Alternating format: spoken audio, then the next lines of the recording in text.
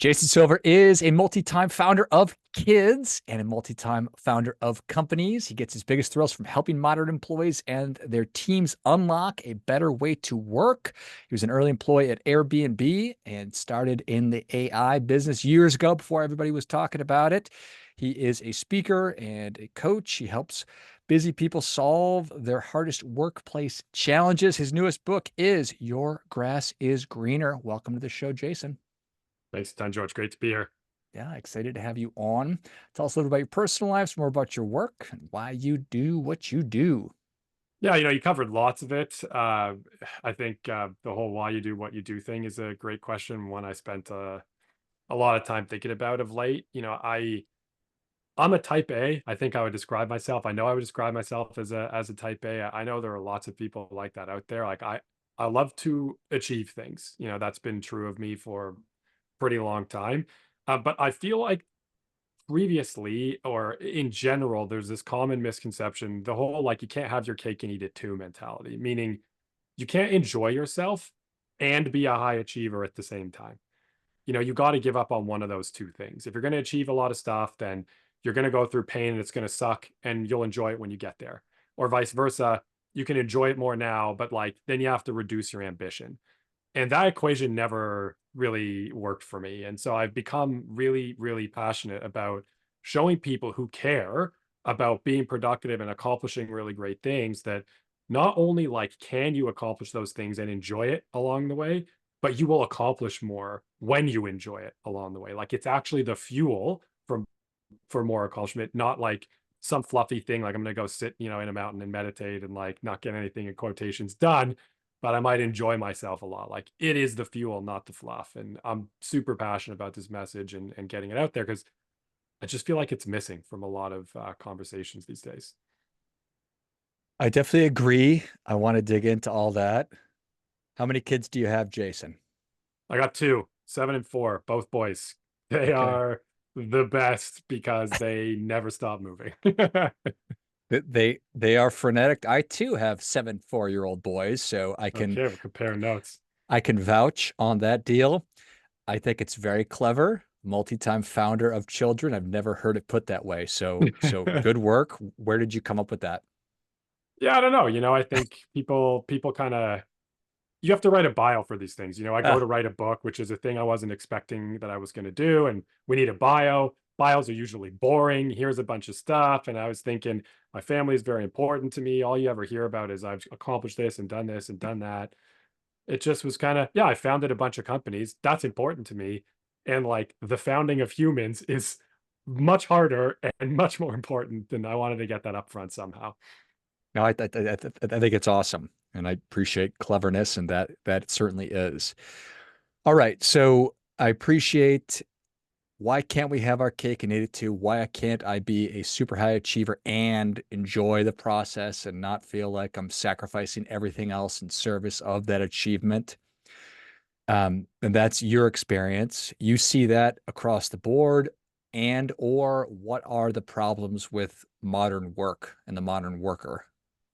Yeah, for that, we would probably need a podcast that goes for like 7 to 10 hours, and we need to get like 5 or 6 other experts. There are a lot of challenges, and I think when you looked at the way that we're working today, it just for the most part feels like it's not working. You look at how many people are disengaged or burning out, or have changed jobs and now they regret it. You might be working in a job that you like, but still it's taking over your life. And how do you get to this idea of work-life balance? And there's always something bigger and better that you have to go and achieve. And I think these are like the challenges. And having been in the fast-paced environment of building companies and what have you, there's just this pervasive mentality of like enjoyment comes later. You're doing the things you're doing now to enjoy later. And I had a very challenging experience in my life that gave me a very visceral relationship with the idea that you may not get later. That might not come. And I wound up doing all this experimentation in my life to basically test this hypothesis, not intentionally at the time. I can look back now and say, oh, I learned this thing about this hypothesis, but I tried everything differently in the way I was working. Like, is this true? How do I enjoy the journey more? And what I found is because we place so much emphasis on external achievement as the measuring stick, we spend less time thinking about how we're accomplishing things. And so the common rhetoric out there is like, you hear a lot of these things like, work smarter, not harder.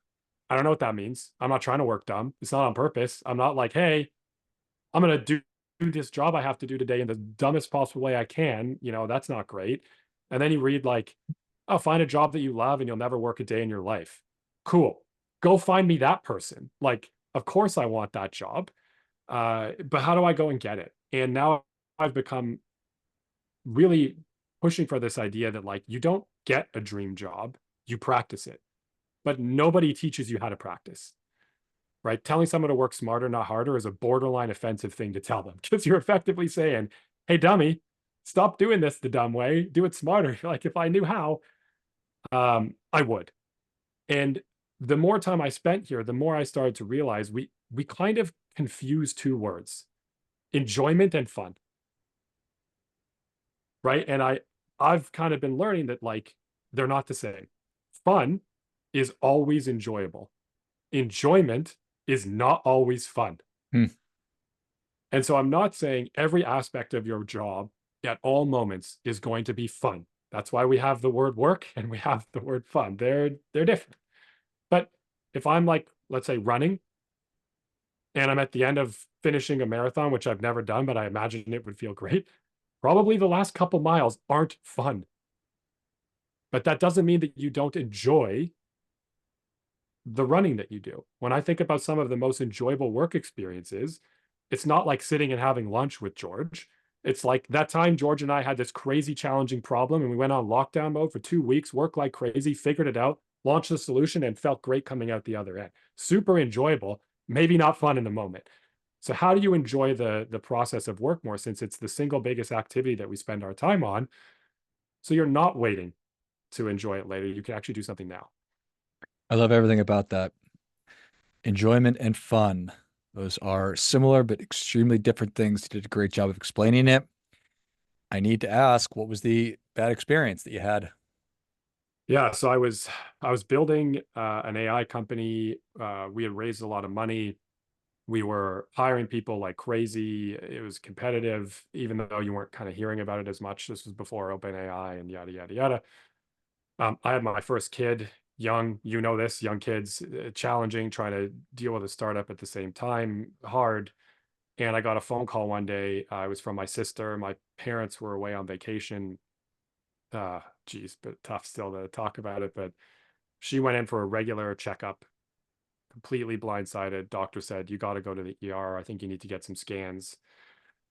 She called me up, told me what was happening, told me not to come. I didn't listen to her. I went into the ER. I saw her, and it was clear very quickly it was very bad. She had all the doctors around her. She was getting all the scans really quickly, which sounds great. But when you are the most important person in the place that you never want to find yourself, there's something not great. Um, I had to call my parents who were away on vacation, make the hardest phone call in my life. My sister, their daughter were in the hospital. I can't tell you what's going on. It looks like she has cancer. It doesn't look good. The doctors seem very worried. You got to fly home.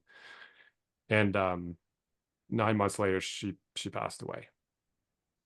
And for me, that was a big push to just, what am I doing? She didn't make it to 40. And the big learning over time was that I am way too overinvested in the future and very underinvested in the moment. And I understood that philosophically, but I had no idea how to put it into practice. You go back to like the platitudes: be present, live in the moment. How do I do that? Like, what do I do? And out of just pure necessity, I was falling apart. Basically, I couldn't handle everything. I was dealing with grief and a young kid and a whole lot of people that relied on me at work. And it was just like, I got to start doing things differently or I'm going to crash.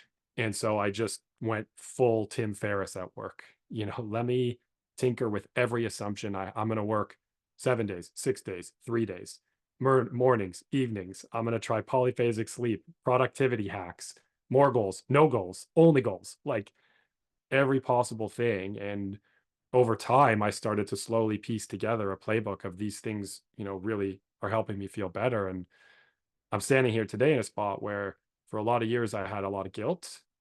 She passed away almost 5 years ago. And the guilt was, I've never felt better about the way I'm living my life. How can it be true now than before when my sister was alive? And so I didn't talk about it. And now I try to talk about it a ton because what I realized is I would trade everything I've learned to get her back if I could, but I can't. And so instead, I try to share it. And it's the best way that I think I can, you know, keep her memory alive for me, though it is, challenging at times. Sometimes it comes out of my mouth like I'm telling what I had for breakfast, and other times it's even 5 years later, big breakdown. Yeah, I appreciate that very much. And I'm really sorry that that happened. Sorry for the loss. Thank you. Um, everything you said has really resonated so much, and we have a lot in common. When you tell somebody to just do something, it's like Nike, that's such a good slogan, but it's not helpful at all. If I don't know how to Mhm. do it, then I can't just do it. I can't just find purposeful work. I can't just do this.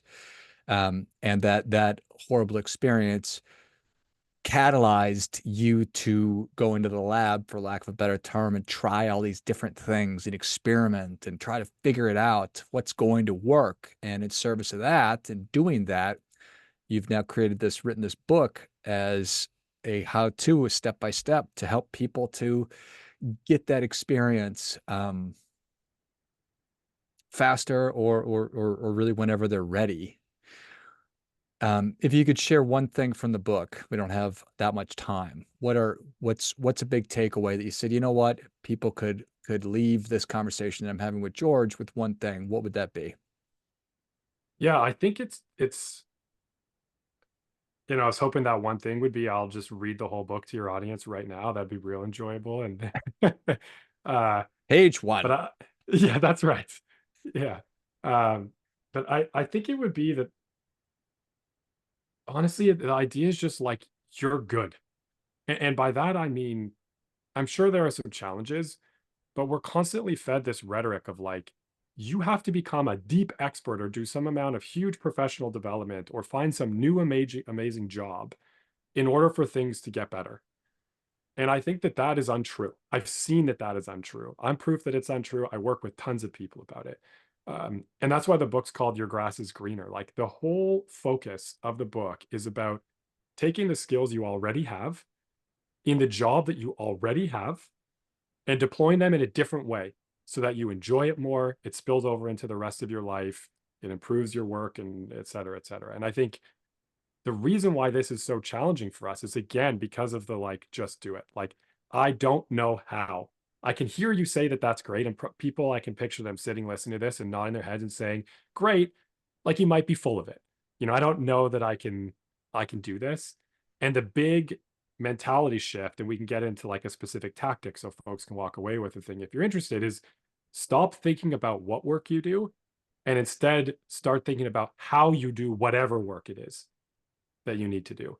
And when that paradigm shifted in my brain, it wasn't about getting more things or getting better or getting fat. It was change the way I'm thinking about doing the work I have.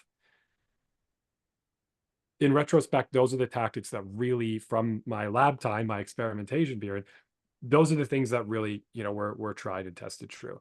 That's what made a huge difference. And I could tell folks right now an exercise they could try right now. We could do it together. They could do it themselves, and then they can go and make a change tomorrow. Like that's the point of the book. Every chapter, single chat, single tactic. You can talk, you can type, you can try it. Let's do one. Okay, great.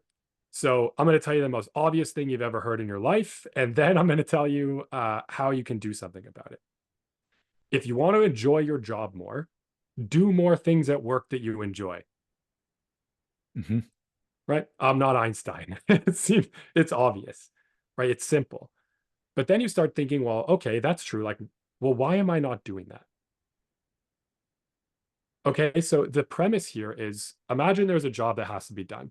On Friday, you get asked to deliver an update to your team about a project that you're working on. Okay, and you and I are very different people.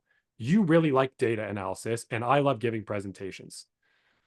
So my version of giving an update is going to be, I'm going to figure out what's gone on in the project. I'm going to make a PowerPoint presentation. I'm going to stand up in front of the whole team and give that presentation and tell a story and say something clever. Hopefully everyone will get the information. It'll go great.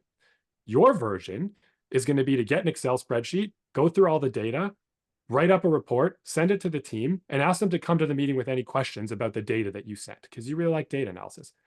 You have the meeting, they ask questions, you answer them. Both versions accomplish the exact same job of providing the project update. But if you did it my way or I did it your way, we would not like it and probably do it worse. Right. And that's because best practices, I think, is a terrible term. Best for whom?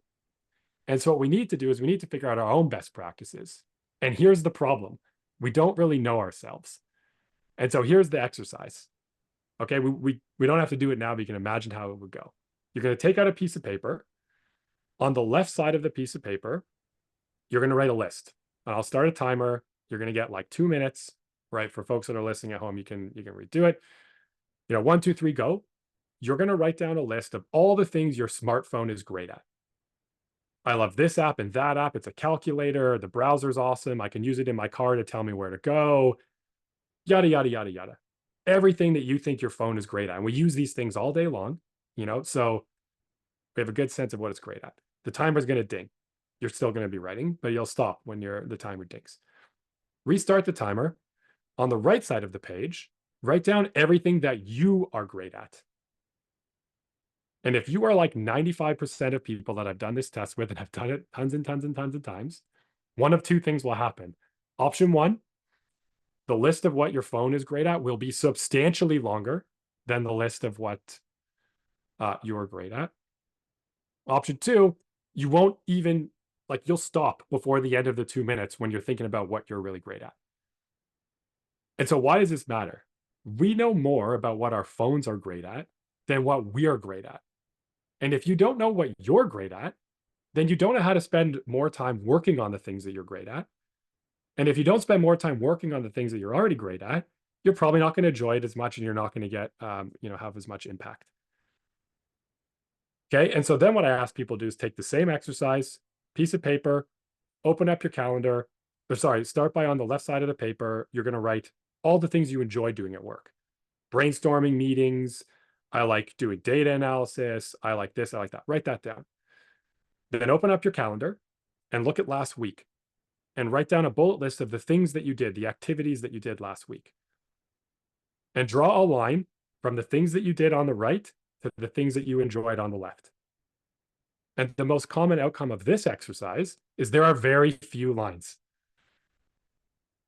But we don't take time to stop and think, how am I doing my job? That's why.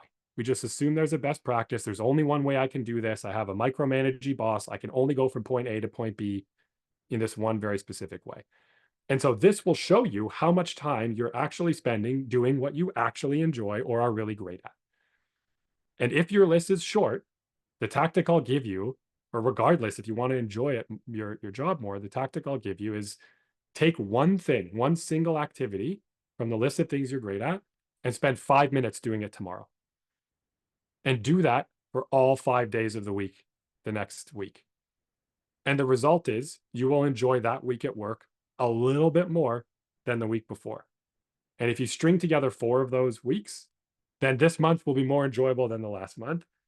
And 3 of those months, this quarter, more enjoyable than the last quarter, and so on and so forth. Nothing about this requires you to change the jobs, the work that you have to do. It's just tweaking the way you're accomplishing it. It is that easy. It's simple, but not easy. Yes. That is very simple, but it is not easy to do. I think it is easy to do, but whether it's possible to do, that's a choice we all have to make. That's what it is. It's a choice, and the biggest pushback I get from folks is my job's too important. I have too much to do. My boss is too much of a micromanager. I really wanted the book to focus on, here are things that you have total control over. And it doesn't matter how micromanagey your boss is. The point is, if they give you a job to be done, we spend all of our time, usually in a work setting, building a plan, and that plan tells us what things we're going to do in what order. We take no time to think about how do we want it to feel as we're going through that. How are we going to accomplish these things? Should I do it with a presentation? Is it a data analysis? Is it a this? Is it a that? Whatever it might be. That's why I'm talking to you right now. I had to promote this book as it was coming out. Million ways I could do that. I really love meeting new people. I love talking to them. This is a way to both promote my book while talking to people. And that's why I've chosen to spend more time doing this than, you know, Google Ads, which there are many people on the planet who that is the absolute best thing for them to focus on because they're going to love it and do a great job at it. Look at you putting your philosophy to work. Dude, if I wrote this book and I didn't actually like give it a shot myself, it would be really, really hypocritical, sorry. And it's funny you bring it up because it's something I thought a lot about with the book, where you ask a lot of people, what was it like writing a book? And they'll tell you, terrible, don't do it. And so I really try to focus on like, I want to enjoy writing this book. And the reason why is I want you to feel like you enjoy reading the book. Business books are boring, usually, in my experience. Yeah.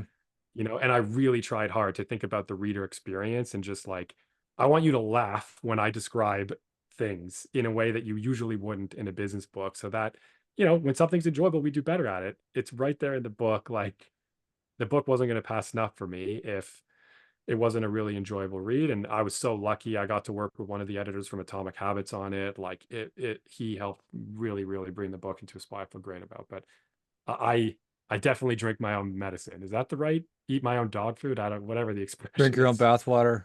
That's right. That's gross too, but It like could be whatever it. it is, Yeah. I'm doing Totally it. gross.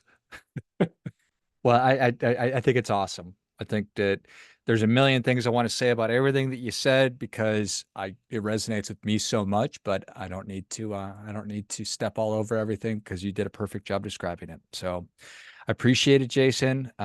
Where can people learn more about you, just in general, and where can they get their copy of Your Grass is Greener? More about me, you can go to thejasonsilver.com. There are two other Jason Silvers, a Christian rock singer and a dating coach for women. I'm not those ones. It was taken. So I got thejasonsilver.com. You can find the book there. Best place to find the book is pretty much anywhere you get books, Amazon, or you can go to yourgrassisgreener.com. That'll take you to the website for the book, and you can click through, pick up a copy. Would love folks to have a read. Would love to hear what people think. You can find me on LinkedIn. But yeah, yourgrassisgreener.com. Don't buy it if it looks like a gardening book. It is not that. And like I said, would love people to check it out and have a read. Excellent. Well, if you enjoyed this as much as I did, show Jason your appreciation. Share today's show with a friend who also appreciates good ideas. Go to yourgrassisgreener.com. Go to thejasonsilver.com and pick up your copy of Your Grass is Greener. And it might not be possible for you to change your miserable job into a job that you love, but why not give it a shot? Why not go through the exercise that Jason just laid out? Even if you make it a little bit better, like he was talking about, just 5 minutes a day. And I'll guarantee you're going to start thinking differently about your work, start enjoying what you're doing so much more with these simple little things. It doesn't mean it's going to be easy. It's going to take a commitment from you. So thanks again, Jason. Thank you, George. And thanks to everybody who's out there listening. Really, really appreciate you spending the time with us. Till next time, remember, do your part by doing your best.